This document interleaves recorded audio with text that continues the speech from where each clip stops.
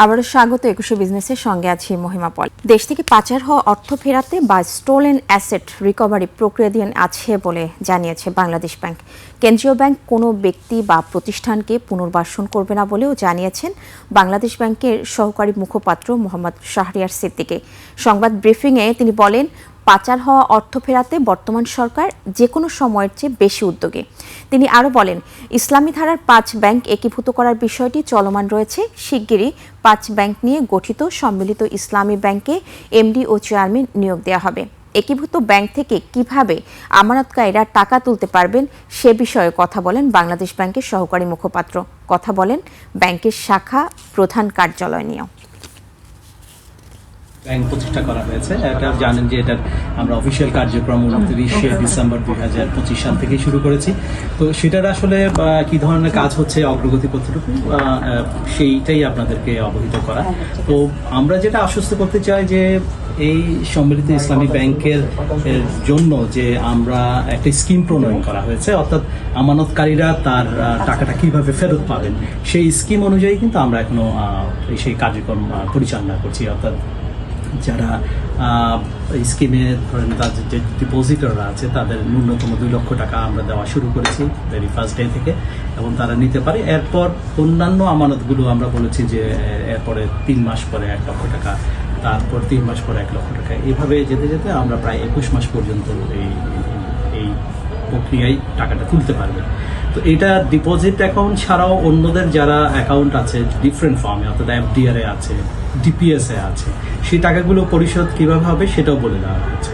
সেটাতে যখন ম্যাচিউর হবে, ম্যাচিউর হওয়ার পরে সেটার থেকে প্রাথমিকভাবে 2 লক্ষ টাকা তুলতে পারবে, এবং যে টাকাটা থাকবে সেটা যদি আপনার 3 মাস ব্যাপী কোনো আমানত হয় তাহলে সেটা 3 বার রিনিউয়াল হবে, এবং প্রতিবার রিনিউয়ালের সময় কিন্তু মুনাফাটা তুলে ফেলতে পারবে। অর্থাৎ প্রিন্সিপালটাই এটা আসলে এটা আবারও মূলধনে পরিণত হয়ে এফডিআর হয়ে যাবে। এরকম 6 মাসেরটা 2 বার এবং 1 বছরেরটা 2 বছর হয়ে যাবে, একবার হবে। তো সেই প্রক্রিয়ায় ওনারা এই টাকাটা তুলতে পারবেন, এবং আমরা সেই প্রক্রিয়ায় টাকা দিচ্ছি। যদি এক্ষেত্রে কোনো বাধার বিষয় থাকে, যদি তুলতে না পারে, সেই বিষয়টা বাংলাদেশ ব্যাংকে অবহিত করতে পারে ব্যাংকের মাধ্যমে অথবা সরাসরি। এছাড়া যেটা বলা হয়েছে, এই ডিপোজিটার ছাড়া যারা কিডনি পেশেন্ট আছে বা কোনো দুরারোগ্য ব্যাধি আছে যাদেরকে পেমেন্ট করতে হয়, তাদের জন্য এই টাকাটা আনলিমিটেড, অর্থাৎ তার চিকিৎসার জন্য যত ব্যয় হবে তার অ্যাকাউন্ট থেকে তুলতে পারবে। কিন্তু সেটার জন্য যে প্রকৃতভাবে উনি অসুস্থ কিনা সেই দলিলাদি যদি ওনারা দেখান তাহলে এই টাকাটা ওনারা পাবেন। আরও একটা বিষয় বলা হয়েছে, সেটা হচ্ছে এই ধরনের দুরারোগ্য ব্যাধি ছাড়া যে কোনো কারণে যদি অসুস্থ হয়ে থাকে তাহলে প্রতিটা ব্যাংকের অ্যাডমিনিস্ট্রেটরকে 10 লক্ষ টাকা পর্যন্ত দেওয়ার একটা এখতিয়ার ওনাদেরকে দিয়েছেন। অথবা অসুস্থ হলে ওনারা যদি ওনাদের সেই তথ্যগুলো ওনারা দেন তাহলে অ্যাডমিনিস্ট্রেটর ওনাদেরকে 10 লক্ষ টাকা পর্যন্ত ওনারা দিতে পারবেন এখতিয়ারে। যদি এর বাইরেও দরকার হয়ে থাকে, তার চেয়ে অতিরিক্ত অর্থ যদি দরকার হয়ে থাকে ওনার অ্যাকাউন্টে, তাহলে বাংলাদেশ ব্যাংকে যদি ওনারা আবেদন করেন ব্যাংকের মাধ্যমে, অর্থাৎ তার যে সংশ্লিষ্ট ব্রাঞ্চ আছে সেই ব্রাঞ্চের মাধ্যমে যদি আবেদন করে তাহলে বাংলাদেশ ব্যাংক সেই টাকাটা ছাড় করার ব্যবস্থা করবে। অর্থাৎ প্রকৃত যাদের প্রয়োজন আছে, আমরা যেটা বলতে চাচ্ছি, সেই টাকাটা ওনারা বাংলাদেশ ব্যাংক সেই টাকাটা পরিশোধের জন্য অলরেডি নির্দেশনা দিয়েছেন এবং সেই মোতাবেক কাজ হবে। যদি কারো কোনো এক্ষেত্রে মানে বাধাগ্রস্ত হয় বা না পেয়ে থাকেন তাহলে তারা বাংলাদেশ ব্যাংকে যোগাযোগ করতে পারে। এটা আসলে সরকারের অগ্রাধিকার, সরকার প্রায়োরিটি বেসিসে এটা করছে। এটা ডিপোজিটের পার্ট, এটা আমানতকারীদের স্বার্থের কথা বিবেচনা করে সর্বোচ্চ প্রাধিকার দিয়ে এই কাজগুলি সরকার এগিয়ে নেওয়ার জন্য নির্দেশনা দিয়েছে। আমরা বাংলাদেশ ব্যাংক সেই হিসেবে আমরা কাজ করছি, এবং অ্যাডমিনিস্ট্রেটরদেরকেও সেই বিবেচনা দেওয়া হচ্ছে। এখন সম্মিলিত ইসলামী ব্যাংকের কার্যক্রমের জন্য যে প্রসেসগুলো আছে সেগুলো আসলে একটা প্রক্রিয়ার ব্যাপার। আপনারা জানেন যে এমডি নিয়োগের বিষয়টা একটা প্রক্রিয়ার ব্যাপার আছে, অর্থাৎ এমডি নিয়োগের জন্য নতুন করে বিজ্ঞাপন দেওয়া হয়েছে, অ্যাপ্লিকেশনের সংগ্রহ হয়েছে, সেগুলো প্রসেসিং চলছে। এটা প্রসেসিং যখন সরকারের হ্যান্ডে হয়ে যাবে তখন বাংলাদেশ ব্যাংকে প্রেরণ করলে আমরা খুব দ্রুততম সময়ের মধ্যে সেই অনুমোদনটা দিয়ে দেব। একইভাবে চেয়ারম্যান নিয়োগের প্রক্রিয়াও চলমান রয়েছে, এবং আমরা আশা রাখি খুব এই যে প্রক্রিয়াটা খুব দ্রুততম সময়ের মধ্যে হয়তো এটা আমরা সম্পন্ন করতে পারবো। তারপরে এই ব্যাংকগুলো মার্জিং করার পর যে জিনিসগুলো যেটা আছে সেটা হচ্ছে এই মার্জার যেহেতু প্রক্রিয়া, এখানে একটা HR এর একটা ইন্টিগ্রেশনের দরকার হয়, ব্রাঞ্চ লেভেলের ইন্টিগ্রেশন দরকার হয়, IT ইন্টিগ্রেশন, এগুলো অলরেডি কাজ শুরু করেছি। এবং এই ব্যাংকটা যাতে সম্মিলিত ইসলামী ব্যাংক যাতে প্রফিটেবল হয়, অর্থাৎ এইটার এফিসিয়েন্সি যাতে বাড়ে, সেই জন্য এই 5টা ব্যাংক যেহেতু সম্মিলিত হয়েছে, অর্থাৎ একটা জায়গায় যদি 5টা ব্রাঞ্চ থাকে, এই 5টা ব্রাঞ্চের পরিবর্তে সেগুলোকে আমরা মার্জ করে একটা ব্রাঞ্চে রূপান্তর করবো, সেই প্রক্রিয়া অলরেডি শুরু করেছে। আর ব্যাংকের হেড অফিস হিসেবে আমরা দেখেছি যে 5টা হেড অফিসের দরকার নেই, অর্থাৎ এই 5টা ব্যাংকের মধ্যে যে সমস্ত ব্যাংকের হেড অফিসগুলো ভাড়ায় পরিচালিত হচ্ছে সেগুলো আস্তে আস্তে আমরা ছেড়ে দিচ্ছি, একেবারে নিজের মালিকানা ছাড়া, সেই প্রক্রিয়াও শুরু হয়েছে। IT সেক্টরের এটা ইন্টিগ্রেশনের জন্য যেহেতু 5টা ব্যাংক 5টা কোর ব্যাংকিং সফটওয়্যার ব্যবহার করে, সেগুলো কিভাবে আমরা ইন্টিগ্রেট করে একটার মধ্যে আনতে পারি সে নিয়ে এটা স্পেশালিস্টরা কাজ করছে। সর্বোচ্চ হচ্ছে বিজনেস এবং HR এর মাধ্যমে যে টোটাল লোকেবল যারা আছে সেগুলোকে কিভাবে বিন্যস্ত করবে, তারা তো কাকে কোনভাবে প্রধান কার্যালয় বা হেড অফিসে কীভাবে করবে, সেই ধর প্ল্যানগুলো আমাদের এগিয়ে চলছে। তো এটা আসলে একটা প্রক্রিয়ার ব্যাপার, এটা সরকারও খুব সদিচ্ছা রয়েছে, বাংলাদেশ ব্যাংক এটার জন্য দ্রুততম সময়ে যাতে করা যায় এটা কাজ রয়েছে। এবং একটা নির্দেশনা যেটা বাংলাদেশ ব্যাংক এবং সরকারের পক্ষ থেকে দেওয়া হয়েছে যে আমানতকারীরা যথেষ্ট ধৈর্যের পরীক্ষা দিয়েছে, তারা ধৈর্য ধরেছে, তো ওনাদেরকে আরও একটু ধৈর্য ধরার জন্য পরামর্শ দেওয়া হয়েছে। দেশের শীর্ষ 20টি ঋণ খেলাপি প্রতিষ্ঠানে প্রথম 4টি সহ 5টি বিতর্কিত ব্যবসায়ী এস আলম মাসুদের, 2টি সালমান এফ রহমানের বেক্সিমকো শিল্পগোষ্ঠীর প্রতিষ্ঠান। অর্থমন্ত্রী আমির খসরু মাহমুদ চৌধুরী সোমবার সংসদে শীর্ষ ঋণ খেলাপি প্রতিষ্ঠানের নাম জানিয়ে বলেন, 2025 সাল শেষে খেলাপি ঋণের পরিমাণ প্রায় 5.5 লাখ কোটি টাকায়। বর্তমান সংসদের এমপিদের ব্যাংক ও আর্থিক প্রতিষ্ঠানে ঋণের পরিমাণ 11,117 কোটি 31 লাখ টাকা। আদালতের নির্দেশনায় 3,330 কোটি 8 লাখ টাকা খেলাপি হিসেবে দেখানো হয়নি। মানিক শিকদার রিপোর্ট। জাতীয় সংসদে প্রশ্নোত্তর টেবিলে উঠে আসে দেশের অর্থনীতির অন্যতম উদ্বেগের চিত্র। অর্থমন্ত্রী আমির খসরু মাহমুদ চৌধুরী জানান, 2025 সালের 31 ডিসেম্বর পর্যন্ত ব্যাংকিং খাতে মোট খেলাপি ঋণের পরিমাণ 5,44,831 কোটি টাকা। সংসদ সদস্য হাসনাত আবদুল্লাহর প্রশ্নের জবাবে শীর্ষ 20 ঋণ খেলাপি প্রতিষ্ঠানের তালিকা তুলে ধরেন অর্থমন্ত্রী, যেখানে নাম রয়েছে এস আলম গ্রুপের একাধিক প্রতিষ্ঠান, বেক্সিমকো, সোনালী ট্রেডার্স, কেয়া কসমেটিক্স এবং প্যাসিফিক বাংলাদেশ টেলিকমের মতো বড় শিল্পগোষ্ঠীর। মন্ত্রী জানান, বর্তমান সংসদ সদস্যদের সাথে সংশ্লিষ্ট প্রতিষ্ঠানগুলোর ঋণের পরিমাণ 11,000 কোটি টাকার বেশি হলেও আদালতের স্থগিতাদেশে একটি বড় অংশ খেলাপি হিসেবে দেখানো সম্ভব হয়নি। প্রতিবেদনটি পঠিত বলে গণ্য করার জন্য আপনাকে বিনীতভাবে অনুরোধ করছি। খেলাপিদের বিরুদ্ধে কঠোর ব্যবস্থার ঘোষণা দিয়ে অর্থমন্ত্রী জানান, ইচ্ছাকৃত ঋণ খেলাপি শনাক্তে নীতিমালা জারি করা হয়েছে। 2026 সালের জুনের মধ্যে এডিআর বা বিকল্প বিরোধ নিষ্পত্তির মাধ্যমে 1% নগদ আদায়ের লক্ষ্যমাত্রা নির্ধারণ করেছে সরকার। এদিকে স্বাস্থ্যমন্ত্রী সরদার সাখাওয়াত হোসেন দেশে হামের প্রাদুর্ভাব বৃদ্ধির জন্য অতীতের সরকারগুলোর ভুল ব্যবস্থাপনা ও ব্যর্থতাকে দায়ী করেন। স্বাস্থ্যমন্ত্রী জানান, পরিস্থিতি মোকাবেলায় প্রতিটি হাসপাতালে আইসোলেশন সেন্টার খোলা হয়েছে। ভুল ব্যবস্থাপনা এবং ব্যর্থতার কারণে বর্তমানে হামের প্রাদুর্ভাব বৃদ্ধি পেয়েছে।